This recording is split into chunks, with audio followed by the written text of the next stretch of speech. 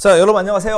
2학년 중간고사. 자, 정재현 선생님하고 권세혜 선생님이 교과를 가르치는데 서로 다른 반 이렇게 가르치잖아요. 그래서 여러분들에게 좀 더 어떻게 하면은 좀 이걸 갖다 잘 알려줄 수 있을까라고 생각해서 한번 정리하는 시간을 한번 저희가 만들어 보았습니다. 여러분 그 링크를 걸어주니까 여러분들 한번 잘 보시고 옆에 친구들에게도 야 우리 좀 공부 좀 열심히 하자 하면서 이 링크를 보내서 서로 공부할 수 있도록 해주셨으면 감사하겠습니다. 자, 그러면 한번 내용을 보도록 하겠습니다.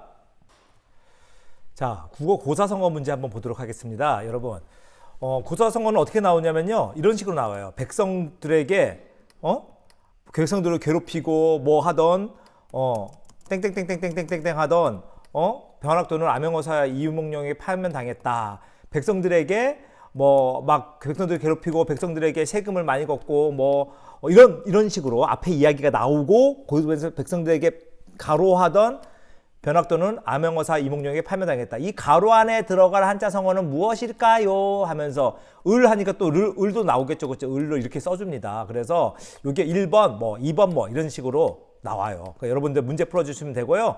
어떤 문제가 많이 나오냐면 특히 이렇게 많이 자 간담상조하면 뜻이 같은 뜻이 많이 있잖아요. 뭐 질환지교 뭐 이런 거 있잖아요. 질환지교 뭐 지음 이런 것들도 좀 알아두시면 괜찮아요. 뜻이 같은 것들 아마 써줬을 겁니다.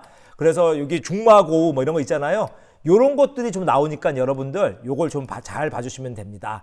자, 정재현 선생님하고 저하고 문제를 계속 상의하면서 내면서 여러분들이 어떤 게 잘할까 하면서 계속 상의하고 냈거든요. 그래서 이런 것들, 뜻이 같은 것들, 이런 것들도 꼭 봐주세요. 자, 모두 문제가 몇 개 나오냐면요. 한자 성어에서만 10개 정도의 문제가 나옵니다. 주관식 한 문제가 나오죠. 주관식은 어떤 식으로 나오냐면요.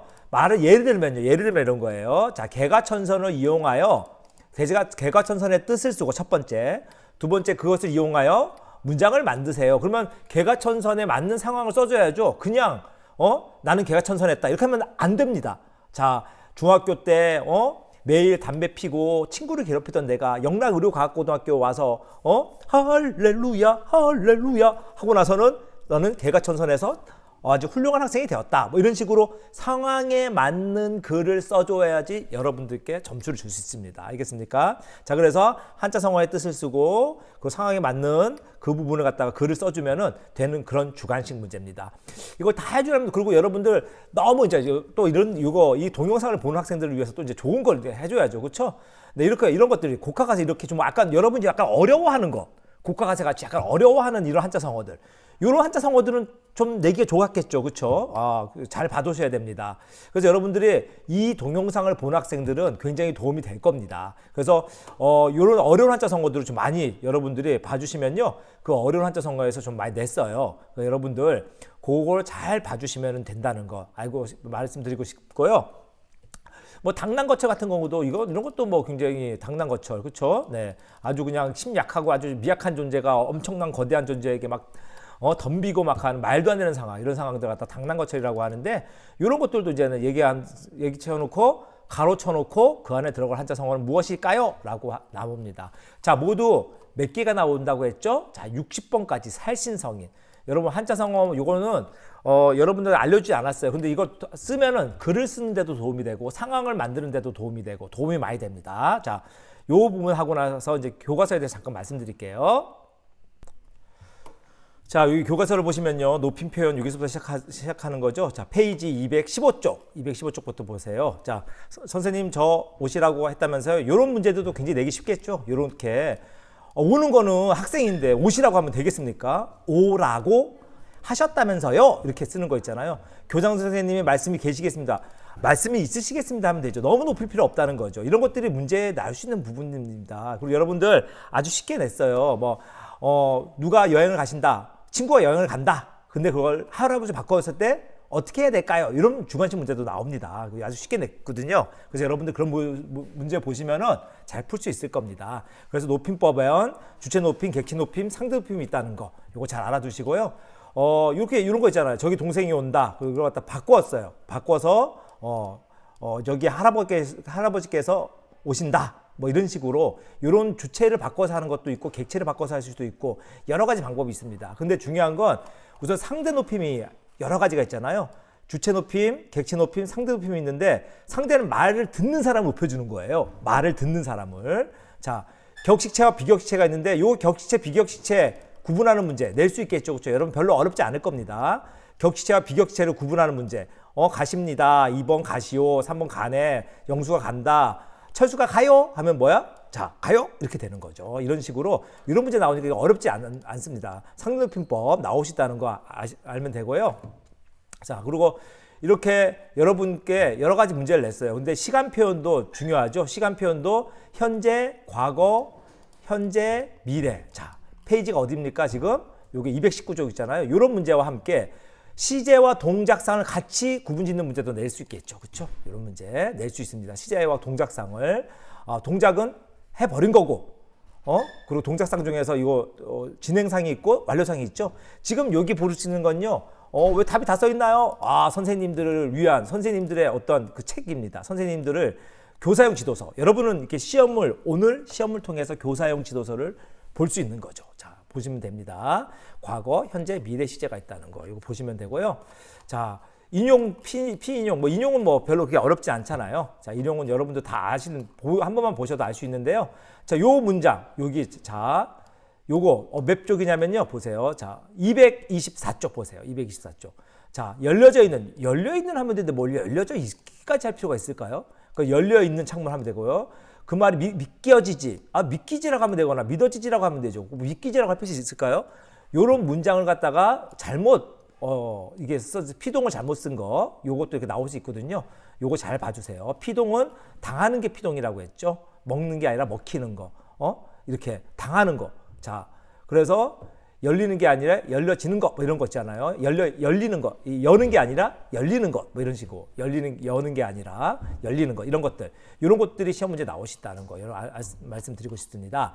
자, 인용 표현도 별로 어렵지 않죠. 인용은 그냥 쉬운 편이잖아요. 근데 올바른 문장 표현 이런 건 잘 봐야죠. 한마디 변명도 못하고 잊혀지는 게 아니라 잊혀야죠.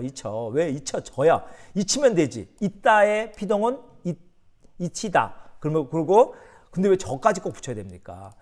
잊혀야 하는 건가요? 이렇게 하면 되죠. 이렇게 바꿔주면 된다는 거 말씀드리고 싶습니다. 자, 그리고 직접 인용, 간접 인용 이건 별로 어렵지 않잖아요. 그렇죠? 그리고 이렇게 배웠습니다. 쭉. 자, 소통과 인사 예절. 여기 부분에서 여러분들께 이제는 여기는 별로 이렇게 꼭 소통, 이거 별로 이게 할 게 없네 하면서 넘어갈 수 있어요. 쭉 보세요. 여러분 그래도 필기한 거 다 보세요. 필기했던 거 다 보시고 여기서 중요한 부분에 한번 이거 상황 예절, 언어 예절 이야기 이 부분 한번 볼게요. 236쪽과 237쪽 한번 펴보세요. 자, 여기 보시면요. 공손성의 원리 써줬죠. 자, 요령의 경률, 관용의 경률, 찬동의 경률, 겸양의 경률, 동의의 경률도 외워야 되지만 상황을 줄 거예요. 상황을 주면 어떤 상황인지 한 몇 개만 볼게요. 이런 상황에서는 이런 경률이 필요하다. 저런 상황에서는 저런 경률이 필요하다라고 볼 수 있죠. 자, 요령의 경률만 한번 볼까요? 요령의 경률. 자, 시간 좀 내주세요. 이렇게 하면은 요령의 경률이 약간 좀 벗어난 거죠. 요령 있게. 자, 우선 요령 시간 되십니까? 아주 잠깐이면 됩니다. 시간 되십니까? 관용. 좀 크게 말해주시겠어요? 이렇게 하면 좀 약간 안 좋죠, 그렇죠? 제가 미처 못 들었는데 죄송하지만 다시 한번 말씀해 주시겠어요? 우주 프리즈? 한번 더 말씀해 주시겠어요? 이런 식으로 관용의 경륜을 찬동의 경륜은 칭찬 먼저 너 정말 착하고 하는데 이건 좀 고쳐줬으면 좋겠어. 이렇게 너는 정말 뭐도 잘하는데 이건 좀 문제인 것 같아. 이렇게 지적하는 거. 자, 동의의 경륜은 토론할 때 좀 많이 쓰는 거. 이런 요령, 관용, 찬동의 경륜, 동의의 경륜 이렇게 예를 봐두시면 아주 좋습니다. 자, 상대방에게 부담이 되는 표현을 줄이고 이익이 되는 표현을 늘린다. 요령의 경륜. 자신에게 혜택을 주는 표현을 줄이고 부담이 되는 표현은 늘린다. 관용의 경륜. 상대방을 비방하는 줄이고 칭찬하는 것을 표현을 늘린다. 찬동의 경륜.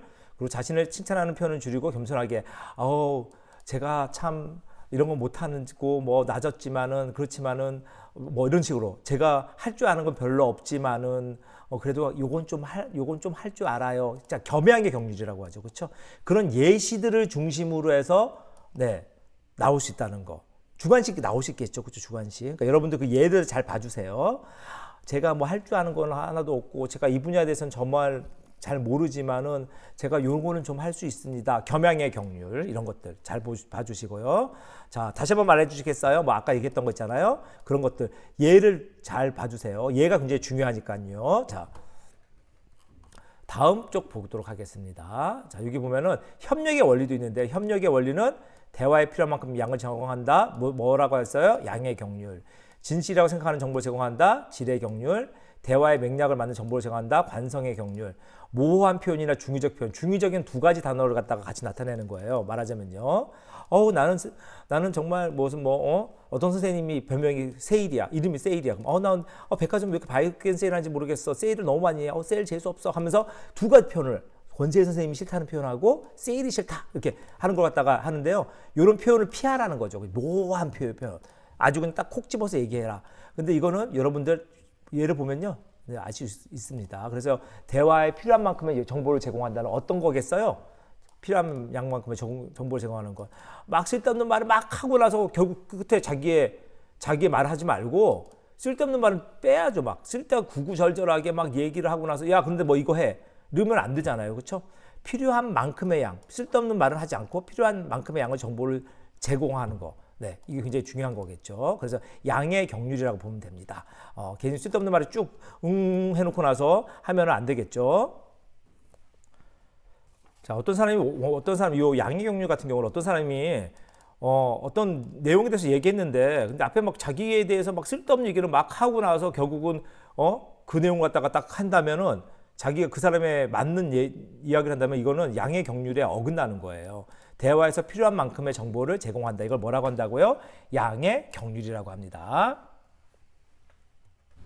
자, 여기 보시면 이제 여러분들 주관식 문제도 있고 주관식 문제도 그렇게 어렵진 않아요. 그리고 여러분들 아까 얘기했던 다시 이제 돌아보면요. 아까 얘기했던 부분. 자, 우리가 대화 여러 가지 주체 높임, 객체 높임, 상대 높임 있었죠? 다시 이쪽 부분으로 한번 넘어와 보겠습니다. 이 부분에 대해서 여기서도 아까 이제 다시 얘기했죠. 자, 217쪽 한번 다시 보고 이제 마치도록 할게요. 요 주체 높임, 객체 높임, 상대 높임이 있는데 요 부분을 좀 잘 봐주세요. 요 부분, 요 뒤에 것까지 볼 필요는 없고 요 부분만큼 딱 요 앞부분만큼은 정확하게 알면은 여러분들이 여기서 주관식 문제도 나오고 객관식 문제도 나오고 막 이렇게 할 수가 있어요. 그러니까 여러분들 격식체에는 이런 게 있구나. 비격식체는 이런 게 있구나. 그런데 이건 격식체구나. 이렇게 나눌 수 있는 능력이 주관식 문제와 관련된 게 있거든요. 문장을 주어주고 나서 이거는 어디에 포함되는 걸까요? 무슨 체에 포함되는 걸까요? 라는 문제 낼 수 있습니다. 자, 여러분 2학년인데 공부 열심히 하셔서 지금 3학년들은 정말 요즘 너무 열심히 하고 있어요. 갑자기 3학년 때 철들었나 봐. 그래서 요즘 엄청 놀랍니다. 여러분도 좀 너무 철들지 말고 지금부터 열심히 해서 1학년보다 엄청 공부 열심히 하는데 라는 느낌 줄 수 있도록 했으면 좋겠습니다. 자, 여기까지 마치도록 하겠습니다.